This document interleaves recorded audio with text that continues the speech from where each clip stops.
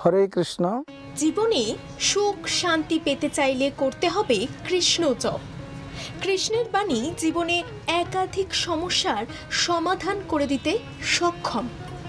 শ্রীকৃষ্ণের জীবনগাথা শুনলে বোঝা যায় জন্মগ্রহণ করার পর একজন ব্যক্তি বা যে কোনো কীটপতঙ্গ অথবা পশু যা হয়ে থাকুক না কেন সবাইকে প্রতিনিয়ত সংগ্রাম করে এই সমাজে বেঁচে থাকতে হয়। মর্তে এসে তিনি শিখিয়েছিলেন মানব জীবনের শ্রেষ্ঠ ধর্ম হলো তার কর্ম।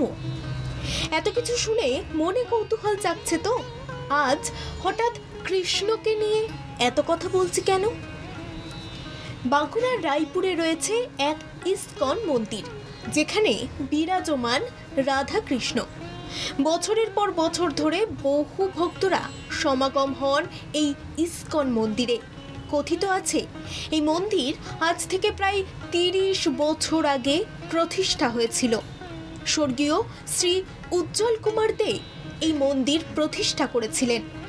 এই মন্দির বর্তমানে দক্ষিণ বাঁকুড়ার এক তীর্থস্থান হয়ে উঠেছে। লাল রঙের এই মন্দিরকে সূর্য যখন অস্ত যায় তখন আরও লাল রঙের দেখায়। এই মন্দিরের পাশেই রয়েছে এক নাট মন্দির। মন্দিরের ভিতরে রয়েছে গোশালা। কৃষ্ণের বহু নাম আছে, যার মধ্যে একটি জনপ্রিয় নাম হলো গোপাল। কৃষ্ণ ছিলেন গরু রক্ষক, তাই তাঁকে গোপাল নামে অভিহিত করা হয়। তাই যেখানে যেখানে তাঁর মন্দির রয়েছে সেখানেই রয়েছে গোশালা।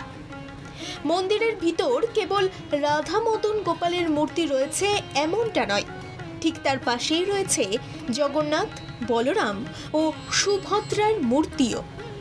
মন্দিরের ভিতরে রয়েছে প্রায় 20 জনের মতো ব্রহ্মচারী। এই মন্দিরে বিভিন্ন সময়ে ভগবানের আরতি দেখতে ভিড় জমান ভক্তরা। ভোর 4টে থেকে শুরু হয়, রাত 9টা পর্যন্ত চলে এই মন্দিরে ভগবান আরতি। প্রতিদিন সকালে ভাগবত গীতা পাঠ করা হয় মন্দিরে।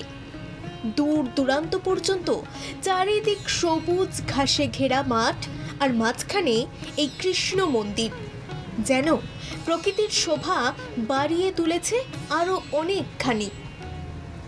ব্যুরো রিপোর্ট, বাংলা জাগো।